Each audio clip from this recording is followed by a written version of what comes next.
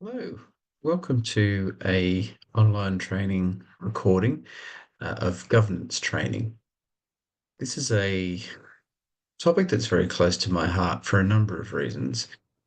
My career has taken me through all aspects of governance, and I'll explain it as I go forward. But I hope this training session is useful. It's one designed to impart some of the knowledge I've developed over the years through a range of different roles and to focus on board of directors and what board members need to do to demonstrate their due diligence and good corporate leadership and governance. It applies to all businesses because all businesses do come under Corporations Act and have specific requirements and responsibilities. They manifest in different ways.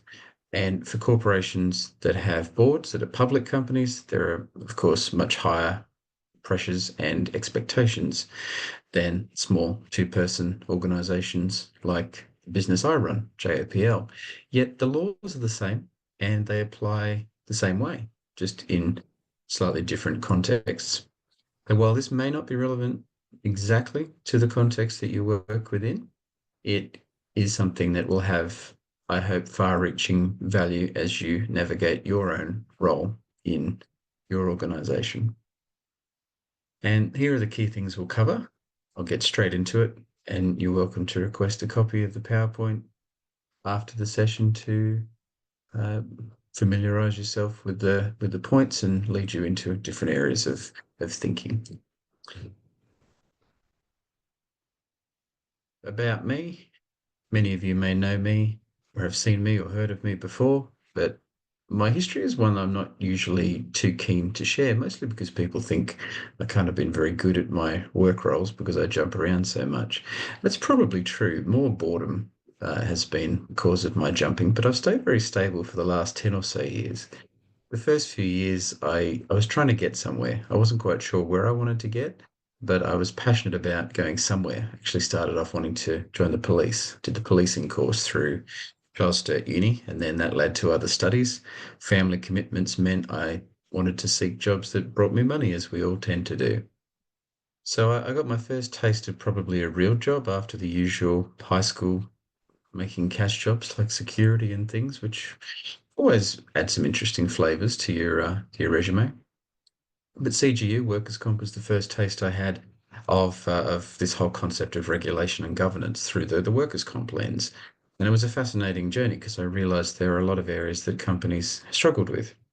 Uh, Simultaneously, I did a lot of criminal law work as a paralegal, trying to become a lawyer because that's where my passions ended up being, from police to wanting to be a prosecutor, then to wanting to practice law. Safety manager turned up again because family needing money to finish off law degrees and PhDs and things like that. And jobs presented and they were interesting, and we got to learn a lot of different contexts, governance context, charitable situations, things like that. Then everything went boom when I became a solicitor. I worked with Gillard Consulting Lawyers in a pretty low level solicitor role. And the focus of my work was evidence collection and collation. It was a nightmarishly boring role on one level, but fascinating because it forced me to do what my first legal mentor in the criminal realm, I was a very famous defender of some nasty people. What he said is you cannot cut corners. If you read a statement, you read a statement. If you research an area of law, you research the area of law. You do not leave a stone unturned because you never know where the little gem is that will help you win a case. And so I really worked only on two cases when I was a solicitor. My whole legal career has really been just two cases. One I'll talk about in depth, another one about mining arbitration.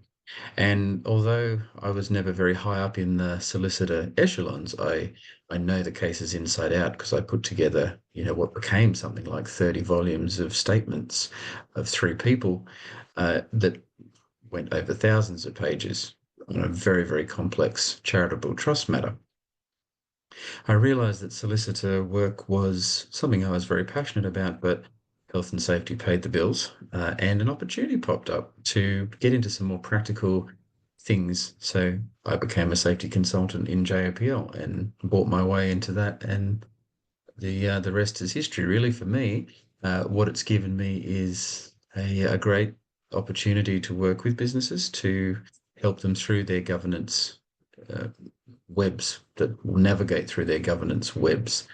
It's a bit like the ice fields in the ocean, trying to find your way through and not strike an iceberg on the way and not suffer too much damage and not get bogged down. It's a very complex governance framework facing businesses.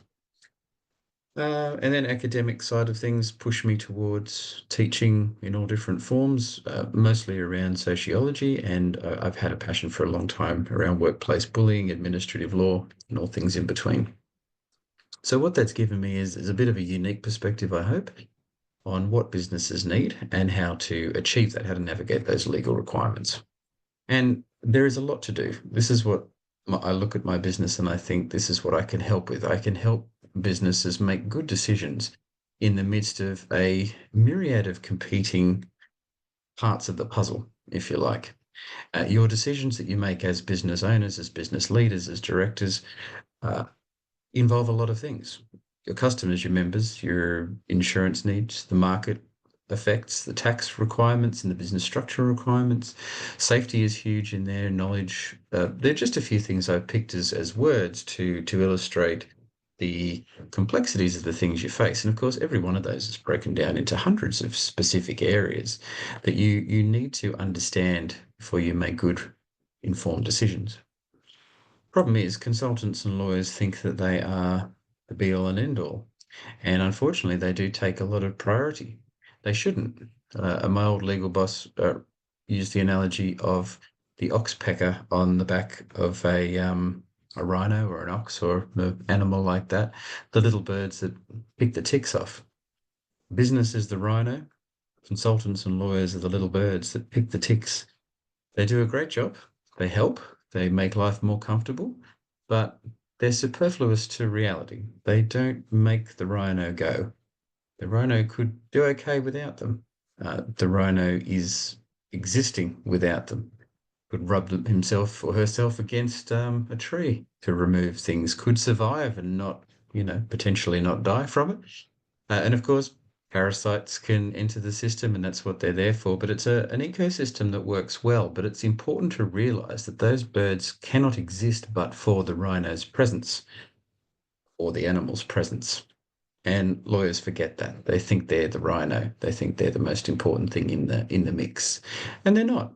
Consultants the same. We're there to support, we're there to guide, we're there to make life easy. And so my business creates what I believe in, what I try and do, what I've tried to do from the very start is this. I say can should have their worms removed because constantly I hear whenever I'm talking about something, particularly around mental health or a little bit of a controversial topic, not so controversial now, but it was 20 years ago. We don't want to open that can of worms. If you put a policy in on sexual harassment, then everyone reports sexual harassment. And my comment has always been there is nothing there that shouldn't be uncovered. If there's a problem, get it out, work it out, find it, deal with it, take control of it. Don't let it come and harass you later down the road. Don't let it become a workers' comp claim that will cripple you. And address it early. And confess and confess early was another legal phrase that I was taught very young. So yes, that's what the point is. We should try and get rid of the worms out of the can, not be afraid of them. And the second is to try and explain things simply. And when I do training, I don't really like doing training. In fact, I hate doing training because it seems like such a waste of everyone's time. I think I can explain things in 5 minutes that some people seem to think deserves a full day session. And I don't agree. I think we've got to be simple. If you can't explain something simply, you don't understand it. And never speak an inch beyond your experience. It was a phrase attributed to D.L. Moody, the great revivalist preacher from America of the 18 whatevers, who was said to be able to command football fields with power of his voice and nothing but his voice. And I love that phrase. My grandmother used to say it because you should not talk unless you understand something and you've experienced it. Because I can't tell you to do something if I don't know it. And hence, I navigate my training and my guidance, coaching, business support around things that I've actually dealt with. And if I haven't, then I'll explain that and tell you, because we can't ever try and pretend we're something we're not. That's when things go wrong. And this should make sense as we go down the road. So when governance goes wrong, the case I was involved with was the ultimate case of directors screwing up. And depending on whichever side you look at it from, problems existed. Now, I was defending the directors who were accused of malpractice or fraud or whatever you want to say. And it doesn't really matter where it turned up. I don't want to get into any libelous discussions. I don't want to say anyone was at fault or not, but I do want to show you what the discussion points were about, what the case was about. Shouldn't say discussion points there, what the legal arguments were all about, because they could face everyone who runs a business, whether they're a director or a manager or an owner, typically directors. So this is a media article that came out in 2014, which discussed the case. What happened was these directors were accused of converting a charitable organization into an asset-rich property developing company. And it says in that second phrase there, the case highlights the vulnerability of charitable organizations in the absence of a specialized regulator. That's another side of the coin, but there is an assumption that businesses are corruptible and corrupted and will always try and make money. And when I say businesses, I mean all sorts of organizations, from membership led associations to actual money making organizations. We're sort of talking about the same thing, because unfortunately the law does approach charitable trusts and not-for-profit organizations in the same corporate way as a money-making business, with some notable exceptions, of course, but principles are the same. And of course, the media loves to name names. So you, in your role as board members, directors, can be highlighted individually and vilified for making the wrong decisions and for leading your organization the wrong way. Another case, or another article about it, explained in a bit more detail, and it put it in extremely inflammatory ways. Tens of millions of dollars in assets built up, put in the hands of three people who were entrusted with the oversight of this money. They were destroyed. They destroyed the assets. They turned it into their own thing. So what actually went on? Take the media furor aside. The Bread Research Institute was founded in 1948. It was founded because the wheat and grain industry in Australia was suffering after World War II. There had been a huge impact on natural resources, and the industry was critical because it was a core industry in food production, and the country relied on it. The country relied on fresh bread, and it was a staple of diet. So what happened? The grain industry as a whole got together and agreed to put some of their money through wheat tariffs, or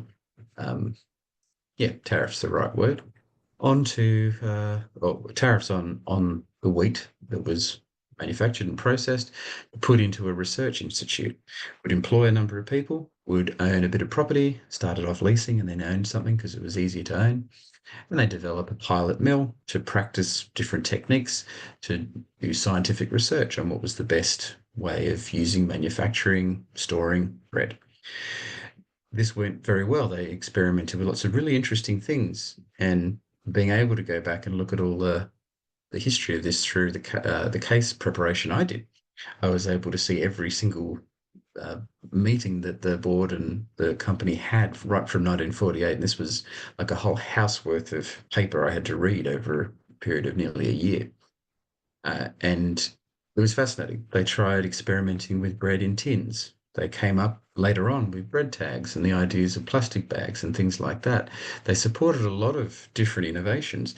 There was also talk of putting fluoride style treatments in bread before water, because to help teeth and to improve health. There was talk of putting antibiotics in bread, like loading them up to help the population stay healthy. All these amazing public health impacts. And if people think COVID was a time when public health intruded on civil liberties, you've got no idea. You got no idea what was going on back in the late 40s and no doubt earlier and later. when governments were heavily involved in dictating what happened to our food. So this is fascinating stuff. Now, of course, over time things changed. Science grew and production grew, profits grew. So what was once an industry group shared research concept wasn't as important anymore because bigger groups, bigger flour production mills, bread makers popped up and had their own scientific methods. Of course, they wanted their own intellectual property. If you could come up with a better way of storing bread that lasted longer, you would do that and you'd market that. So it lost the value of let's work together as an industry for the good of each other. Then over time, and I'm talking a lot of years, like 50, 60 years, things change, things move. And what we had left was a number of aging directors overseeing an aging mill and an aging process that had no real relevance, but still was asset rich because it had a bit of land that was in the middle of Sydney and was very valuable. So they went and got advice. They said to their tax lawyers and accountants and all sorts of people, as a board, what do we do? How can we best navigate this for the future? And they got a series of advices and they acted upon those advices. And it led them to a whole hell of a mess because the industry turned around and said, hang on a minute, what's happened? You've taken a asset rich but cash poor organization that just potted away in the corner and everyone had forgotten about. You converted it into a company. You set up a share-based program. So the three of you who own or are directors now actually own a money valuable thing. You used the land to build a huge commercial site, leased it out for rent, and you've actually now got a business running. We don't like that.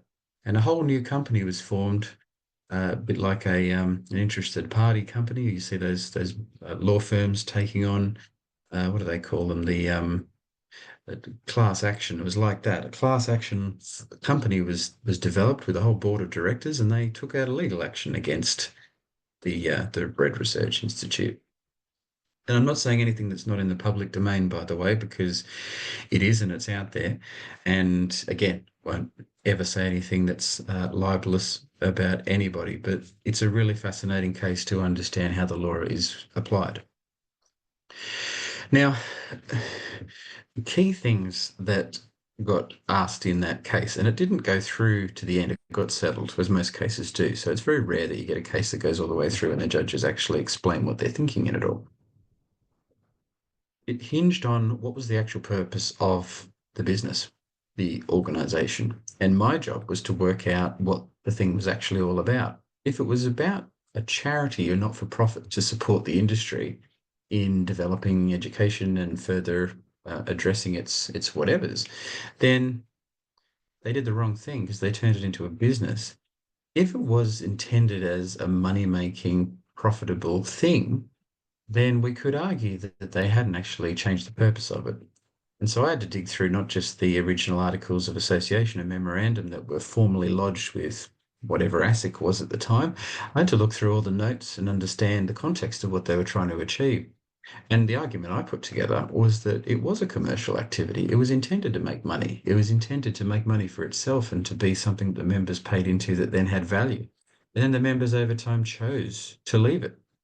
They went from a membership of say 150 down to three or four, and it ended up being a nothing that no one wanted. So how can you then only want something when it's become a success? That's a bit like selling your. It's a bit like Van Halen and Sammy Hagar that has been in the news recently. If you any of you are so inclined to look at such rubbish, they well, when they were together in the 80s, Sammy said, "Oh, I've got this idea for a bar down in Cabo Wabo, wherever it was in Mexico. Would you like to be in it?" And they went, "Yeah, okay, sounds good." But when he left, they went, "Oh, you have it. We don't want that. That sounds stupid." In the end, his bar becomes more valuable than anything the Van Halen band could ever dream of. And then they're cranky about it. And you go, well, your problem. You had the opportunity, you missed out. We can't live a life of justice for all based on uh, hopes and dreams and things, because that's not how it works. You're either in it or you're not. So that's the argument that we took. Sort of worked, actually. But advice becomes critical. Were they getting good advice? And the argument was, in our case, they didn't get good advice. They were actually told what to do, and it was wrong. And so a legal action was taken against the advisors for failing to give good advice. But of course, then the layer comes of, well, did the advisors get the right instructions? Because you've got to set good parameters for the advice you get. You can't come and tell me as a safety consultant, hey, should we use, I don't know, this type of forklift? And I go, yeah. And then you say, oh, actually, a month later, we always knew we were going to use it for this purpose. And I just sit there going, oh, well, if I'd known that. Yeah. So you need to make sure you're giving the right parameters for advice. And then this concept of due diligence, which turns up. So, some terms and things as we go through, which is really important because people miss this. They miss what this is all about. Due diligence, or sorry, governance as a whole. The idea of governance is to exercise power appropriately. So that's according to the Constitution, the rules, the laws, and yeah, what you're allowed to do. And we'll come to that as we go. But setting a clear strategic course for the organization. Governance is about keeping the ship afloat. It's about not steering into the iceberg. It's about planning ahead. You can't just sit there with a hope and a dream and then say, oh, we've had good governance. No, you need to look at the risks. You need to have a risk management framework around you. You need to make ethical decisions. You need to adapt to change. And you need to meet your basic requirements of law. Directors, it's important to define who is a director. An appointed director or someone who acts as a director is a director. Really important to realize that just because you name someone something else, like your CEO or whatever it might be, they could be a director if they're actually acting like a director. So you need to be very clear on that. The law has crept around this so much over the last 20 years in particular to say it's not what you're called, it's what you do. Because how stupid would that be? You could call your board of directors all, operations managers and then say, oh, no, we're not directors. Well, rubbish. You are. You do the things a director does. And that's why in the corporations law, this idea of an officer turns up because an officer is the director with responsibility, if you like. So the officer definition is wider because it involves a director appointed or defined, but also a person who makes really key decisions in the business. And so I always explain that to people as, could you, in your role, in your organization, just decide to do something, start a new branch in a different state, start a whole new campaign, go and get yourself a set of fundings and do something different? Could you have the power to do something like that? So if it's in a fresh food production factory, could you just say, okay, we're going to expand into Western Australia. I'm going to buy a bit of land, hire some staff, get it started. Chances are you're an officer if you've got that power. And this is really critical because if something goes badly wrong, it can often take months to work out who is actually an officer. There are some defined criteria and categories, but a lot of the time it's a little bit muddy. And so when I've had really serious workplace injuries to deal with or incidents, fatalities, it can take a few months of the regulator trawling through emails to work out who actually made decisions and could do things. Because, like anything, the decision maker is the one with the power and is the one who faces the consequences. What is a decision? Because we talk about decisions a lot. Decisions aren't just what tea and coffee to have. It's critical decisions. And it's within this shroud of the business judgment.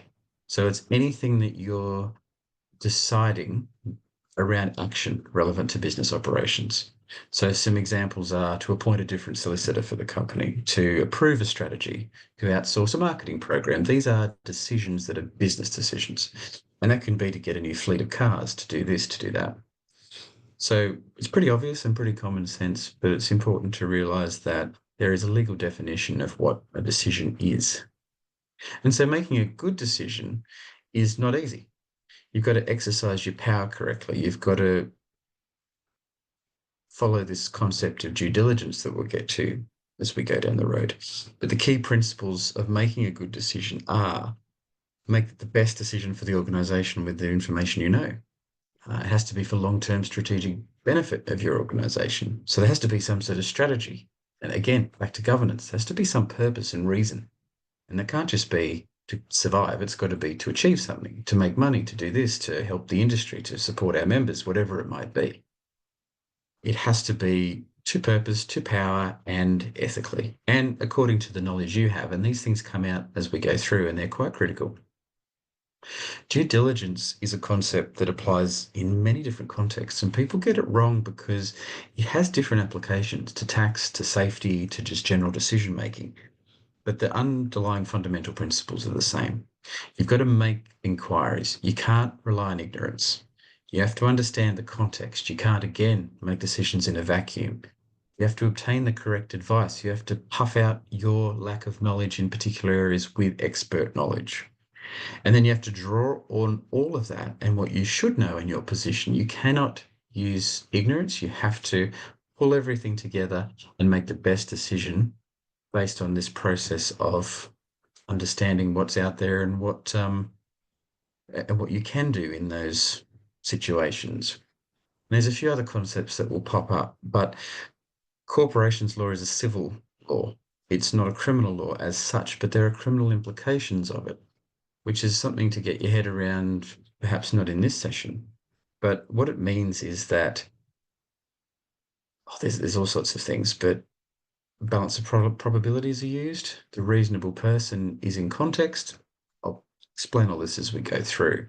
And due diligence is often a pain because it is often described in agreements and it's got different little things people put in there. And I'll show you that in a sec too. The Saltergate case fascinates me because my great uncle was the judge on the case. So when I was reading through legal text and found it was still a precedent a few years ago, I got very excited. And he was a very laconic individual who didn't write long judgments, and he was proud of that, one of the rare ones. And this case in particular was a fellow who was a director and had made some dodgy decisions which led to the bankruptcy of his company. And when accused of misconduct, which would have led to significant civil penalties and potentially criminal penalties, the director said, well, I couldn't have known. I couldn't have known. A reasonable person could not know what was going to happen. And the judge's position on this was exactly, but you were a barrister who specialized in this area of law. So you should have known. And the reasonable person isn't, as we'll talk about a little bit later, some random person out there with no knowledge of anything, just an ignorant passerby wandering through life. The reasonable person in this context is really you. It's what you know and should know. It's what you've done. It's your history.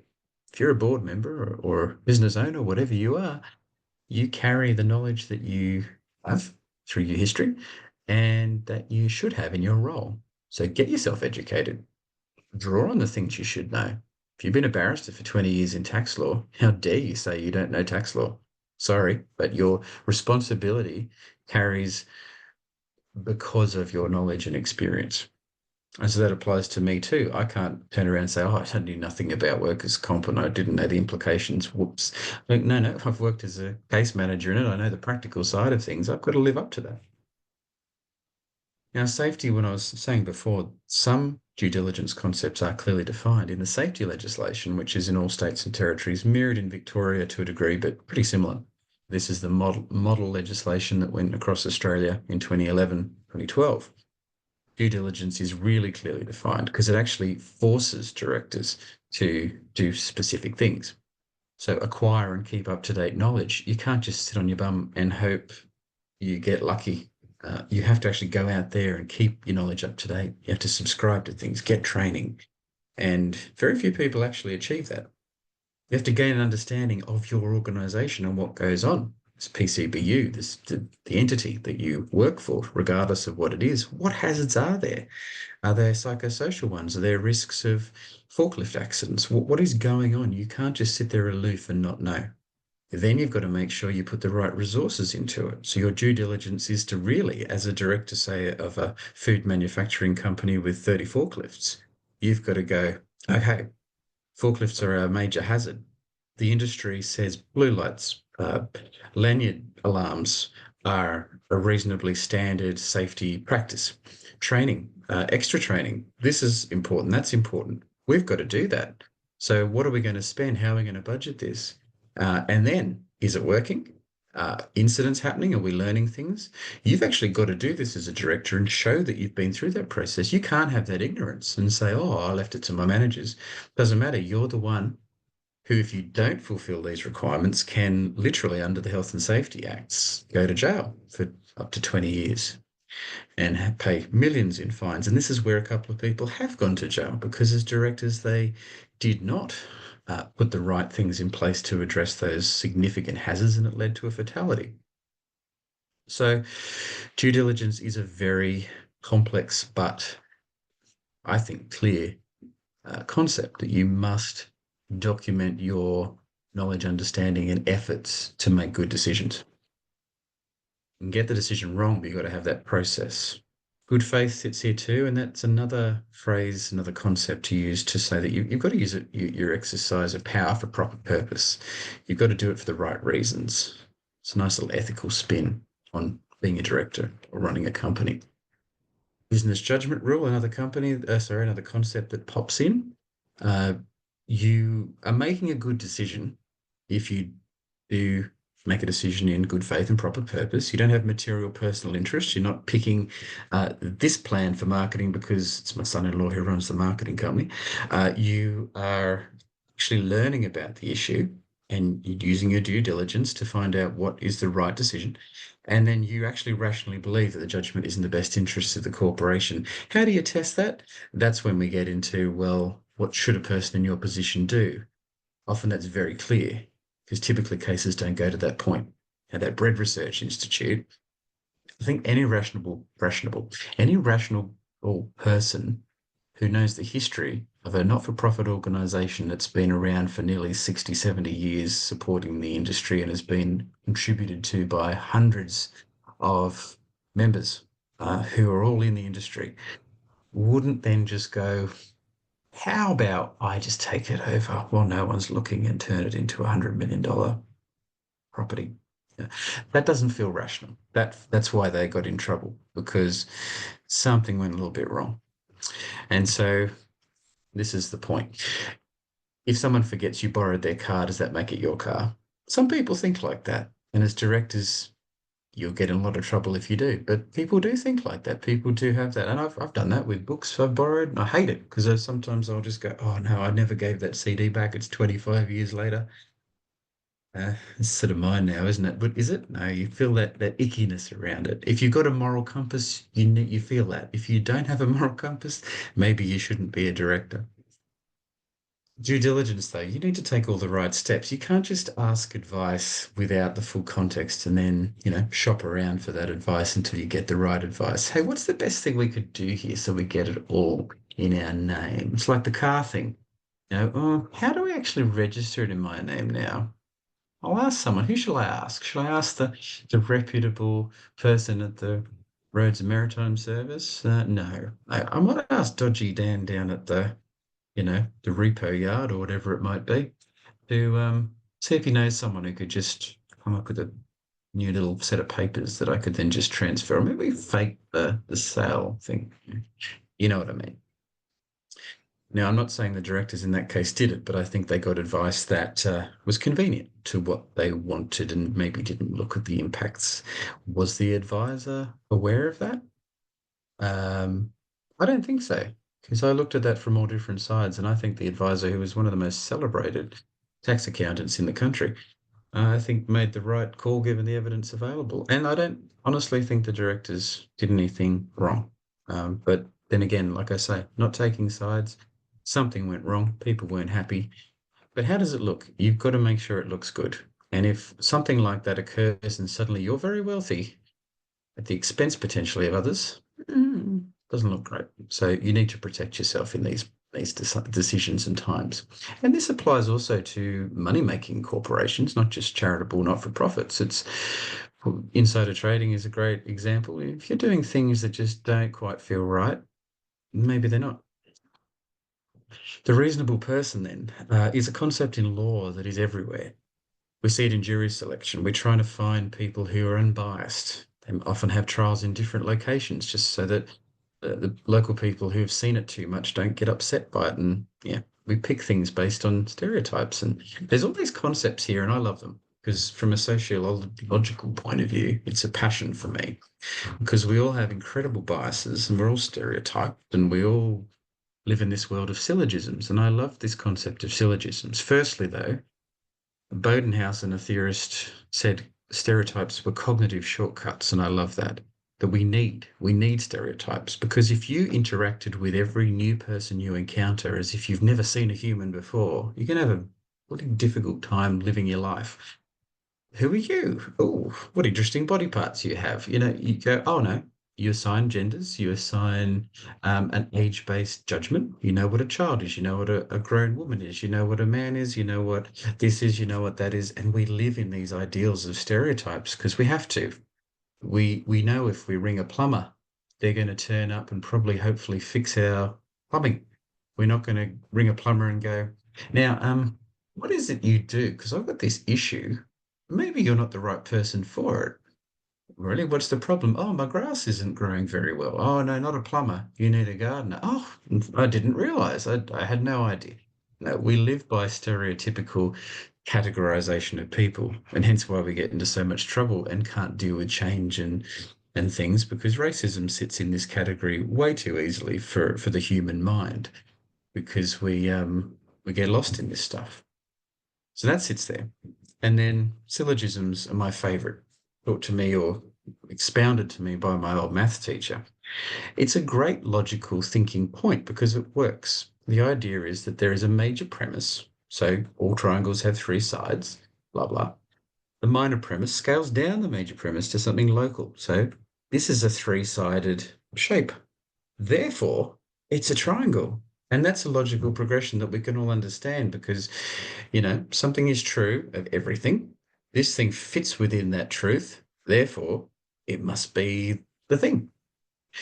Where it goes wrong and right is that there's often another step in logic that we miss because we jump too quickly to the end point.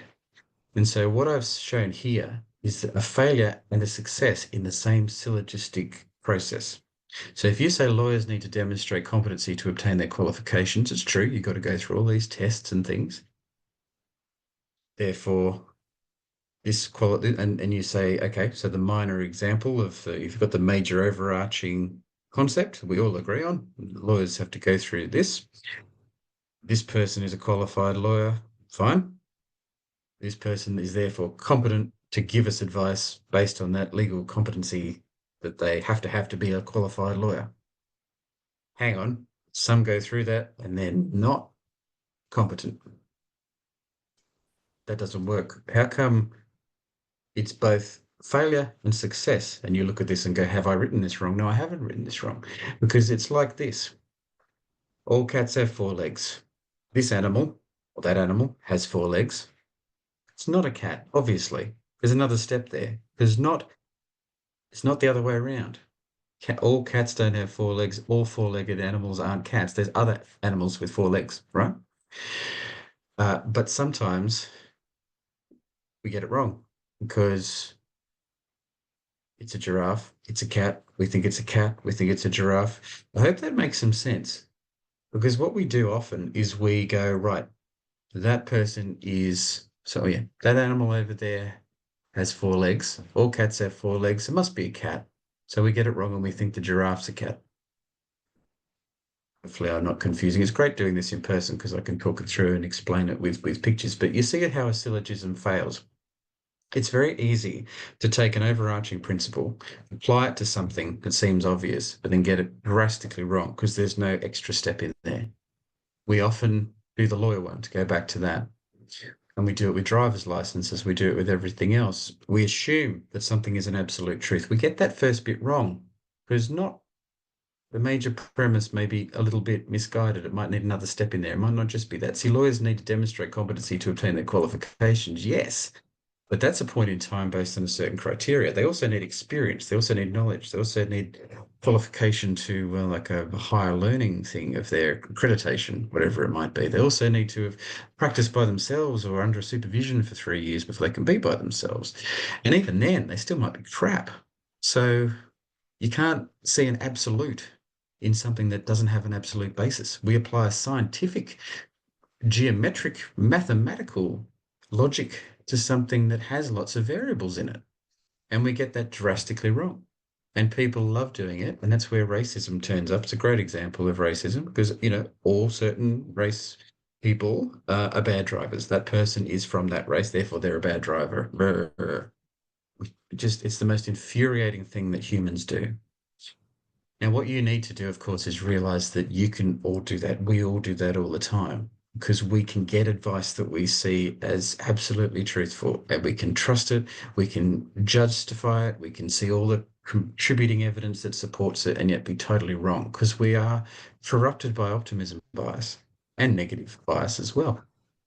If we think something's going to work and the answer comes back, it justifies what we're doing and off we run. And that's where everything goes wrong. Now, that's the problem when you're sitting as a board member, because you you must interrogate that. You must say, hang on, is that actually a cat? They don't look like a cat to me.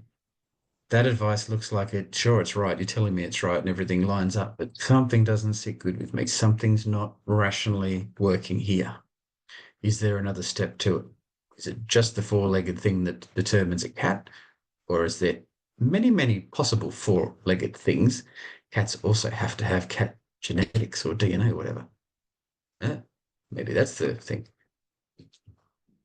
The reasonable person is a legal concept which has been around for a long time. English law struggled to say, well, how do we judge people's behavior? We judge it by what is a reasonable thing to be doing. Because if you pick a fight with someone and punch them in the head, was that reasonable? And you can say, well, yes, it was, if the reasonable person's an angry, roid raging lunatic, or not reasonable if the person's a pacifist and has a very good sense of patience. But where's the middle ground? Who is this reasonable person? So the judge famously, in the case that escapes me, said it's the man on the Clapham omnibus. It's the fellow going home from work after a hard day as a white collar worker in England and is rich enough to take the bus in comfort. That's the standard man who is the reasonable person. It's a male, it's white, and it has a very particular concept of what is known, typically Christian, typically all these wonderful things that we don't necessarily realize now makes up our society. Australian law borrowed it. Man on the Bondi tram. Victorian cases, the man on the Burke Street tram. Even Hong Kong cases using the same common law basis. And I won't mispronounce the name, but it was the person on their tram. What does that actually mean in practice, though? It's changing, and it is changing because our society is shifting and realizing that this ideal of a standardized white male has a very narrow application. Thankfully, we're seeing right through that. We've got to realize that it's us. It's what we bring. It's what I said at the start. There's no secrets in it. It's who you are, your experience, your makeup, your learning, your role, what you need to do to demonstrate that you've made the right choice in the moment. You may not be the reasonable person because you may be a white male and you are no longer considered the reasonable person in society. You may be a different ethnic or gender presentation or background. You may not be the reasonable person. You have to look to what a variety of factors play. And the reasonable director on a board is someone who believes in the organization, understands the purpose of the organization, has done their training and work to understand the laws and what's required of them, to understand their constitution, to understand the Corporations Act, and to do their best to understand and to input or follow the processes around them. Now, that's where the safeguards happen. Everything that we're talking about is dangerous and scary until you put processes around it. And the safety piece really helps. Safety gives us an illustration of how this works in practice. And bear with me with it because I'll get to it. A case happened in New South Wales several years ago, 2017, where a worker from a maintenance style company, his job was to repair these synthetic grass machines. His job was to turn up, open it up, pop some tools in on the ground and fiddle with it to fix blockages. And often that meant running chemicals through it as a bit of a wash to rinse it all out and to get it started again. He went in one day to a company, wasn't his own company, it was just he was there as a maintenance person. Other people were around working, and he did his thing. He couldn't clear the blockage in it. So he tried again, couldn't clear the blockage in it, running it at a high temperature with chemicals to try and clear out all the gunk. Didn't work. Popped off to his ute to get some more tools. And in that moment, a helpful person from the workplace came over, hit the button, and the thing exploded because the person didn't appreciate what was going on. And the judge said, well, you're an idiot in nicer terms. You as a worker know this stuff. You've been doing this 30 years. You know the dangers. You know someone else can't touch it. And you knew that if someone was to come near it, they could be in danger. So you should have done something. Put witches' hats out, talked to people, said something, stayed with it, put a lockout, tag out thing on it. There's 1,000 things you could do. You are a dead set idiot. So $30,000 fine for you, waived, but you still have to pay 30,000 in court costs and a criminal conviction as the worker. To the company, they said, hang on, you sent this idiot in to do something without putting any procedures around it. How hard is it? We know safety. Do not start it until you put barricades out. Tell someone what you're doing. Tell them the dangers. Put a sign up, whatever it might be. Tell everyone to wear goggles if you're going to be dumb enough to touch it. You've got to have processes. We write it down, safe work method statement, procedure, whatever it might be. And they hadn't done it. So huge fine to the company, similar, sort of $30,000, $40,000 and a criminal conviction to the directors. Everything is made safer with a procedure. If there was a procedure in place that said, put an exclusion zone up, tell everybody, put a lockout tag out on it, turn the power off, whatever it might be. Now, if that procedure was in there and then someone overstepped the procedure and climbed over the barricade, overrode the on-off switch and the lockout tag out thing and still hurt themselves, then we wouldn't be talking about negligence. If the company had trained this worker to go out and do all these things and they'd made him sign the procedures around it and he didn't bother, then they would have been okay because there's no negligence there. And this is why procedures are so important. We have to have procedures because then they help guide us around how to run our business, how to make those decisions and those ethical decisions. Paramedics have a whole set of ethical standards they have to meet. We all should set that up in our businesses to say, what is an ethical decision? What do we do when faced with two competing contractors who are providing a similar cost for us or a similar approach that we have to pick between? How do we pick the next expert lawyer consultant? Go through three, check prices, check experience, make a business call, make a vote. We have to vote this way. We understand this sort of stuff, but often it's not written down enough. And often that's because constitutions are grabbed off the internet and some lawyer charges 30,000 bucks to set them up and never actually asks you what you're doing. So yes, procedures are critical. We must follow procedures. Everything is supported by procedures and they sit in your governance. They should sit. You should have a strategic plan. You should have a constitution. You should have goals. You should have established frameworks around why you do what you do and authorities for board members, authorities for general managers, how it works. And that's how you develop governance. That's how you put it all together. You define how you deal with these things. And yes, look, the Fair Work, I keep saying the Fair Work Corporations Act of 2001 follows the Fair Work Act concept quite closely in that it says, do whatever you want, basically, but here are the basic standards. You must meet these. They call them the replaceable rules, which is a wonderful term. Don't know why. And you can't go past them. You can't override them. And they're basic things. And you'll see that in all constitutions. Before 1998, every state and territory had its own little rules. So you had businesses with charters and memorandums and all sorts of junk. Very hard to navigate. Now you have to have the replaceable rules. Constitution sits there as the standard form above that, over that, which defines it all and sets up all the things like how you appoint board members, how you fire board members, what sort of authorities they have, how they hold office and what they do. You set that up, you govern that. And in that, it will outline your goals and objects. What do you want to do? Is it to support members? Is it to use property to build up a bank that allows people to, fund PhDs?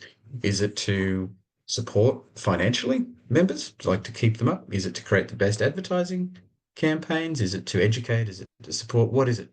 Make sure it aligns exactly with what you're doing because that's the standards you'll be judged on. If you make a decision to go down this road of a huge marketing campaign, but it doesn't actually say in your constitution that you're there to support marketing for the members, that could be a problem. What if your marketing campaign really only helps 10% of the members? If you've got two different parts of the business, perhaps two different main focus points, and they've sort of split over time, and then you make decisions that benefits one part of that, and there's members there. Put it in the corporate sphere. If you're running a big business and there's a board of directors and they're all just siphoning the money off to get the Lamborghinis that they wanted and doing that sort of stuff, are they being ethical to the purpose of the business, which is really by law and by just general business ethics to create an entity that exists and perpetuates? Businesses aren't there to make a bit of cash and leave. There's an ethic on them to support their society. That's where we talk about social responsibility to navigate climate change, to navigate mental health, to navigate these things, to create stability. There are so many things that we're more and more putting into concepts and words and legal things that are directly influencing how you make decisions. And then, of course, you need to match those constitutional objects with your strategy. And most businesses will have a strategic plan if they're smart. And it might be very simple. I do for my own business. It's what I want to do to achieve my objects. My objects are to build a membership of clients and support them through their governance journeys. And something I don't even need to put in a constitution, but I do it because it has incredible value in guiding what I do. And then my strategic areas are to provide health and safety information that they need to have to do newsletters, to have a library, a database that is a consistent and the best practice that I can find to then give good standard advice. To have workshops that allow this, this is how it's done, and you need to make sure they all align. And if they don't align, vote on it and redo it. Don't sit there with the wrong thing because you will get to what a lot of organizations do in 30, 40 years down the road when they're wanting to sell or merge or do something a bit different or reinvent themselves. They're hamstrung and it's very costly to go through a whole bunch of little bird tick lice-eating lawyers to make those strategic changes and do good. Now, in your constitution, you'll have clauses around indemnities. Very critical, something that you should look at in depth because cases will turn up when you're accused of doing the wrong thing. And the business needs to make sure you're indemnified. Insurance is so critical. The case I dealt with, the directors only were able to navigate because their insurance actually supported them to a pretty high level, but they chucked in a lot of their own money. Not that I can remember and should remember, and it's no one's business, but I know you don't want to be asked for a couple of $1 million to fund a case to stop you from potentially going to jail. So be very careful that your organization supports you in that and actually protects you. And then you've got to get the right board members, and that applies to all things in business. You've got to find the right people with the right skill sets to give you what you need. And that goes back to this whole concept of due diligence. You need people on the board who have the ability to go, hang on, is that actually a cat? Or have we just fed some cat food to a giraffe? And are we going to get in a bit of trouble? You need the right people there. And you must make sure your constitution or your frameworks fit that so that you're not just nepotistically not a word, but it works, getting the wrong people because it feels good. You need to be challenged and you might need to be quite confronted in your approach because you need to have that divergent range of input. And then the procedures, of course, come. This is where a lot of people get let down because board members don't actually know their authority. And most of the work I do is unpicking dramas when members have gone to board members, committee members, whatever the structure may be, and said, I don't like this decision. I don't like that manager. And, well, your role is to do this and this, isn't it? Oh, I didn't know that. Must know what your purpose is and what you're there for. Specifically and especially when you've got a whole group of members underneath you or shareholders And there's an incredible opportunity for corruption. And I don't say corruption just in monetary terms. I say corruption by ego, corruption by I know better. And that's the most dangerous. You give me a government or an organization that is corrupted by ego, and you give me the most terrifying thing to deal with because money's easy. You can always trace money and you can always find that. It's dead easy. If someone's taken a bribe for a decision, easy to find and easy to follow up. But when someone's made a decision because they think they know better, then yeah, that's when all hell breaks loose, literally. And it's so hard to pull companies or organizations back from that. And then we get to practicalities. And this is something that I won't spend too long in this recorded session on because this is needs to be discussed in depth with board members. But it's a starting point. How do you do all these things? How do you strategically plan for these things? Because these are the issues that face you.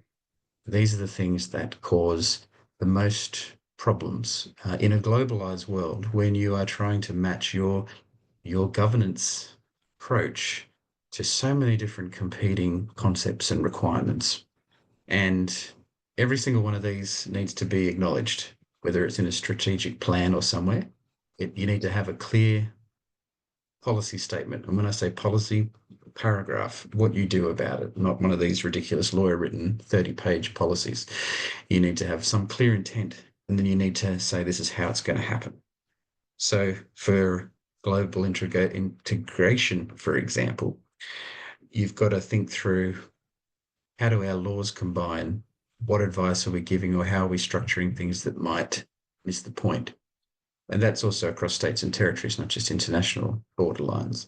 It's what are we doing to achieve these things? How are we going to create a situation where our focus and our mandate actually applies elsewhere?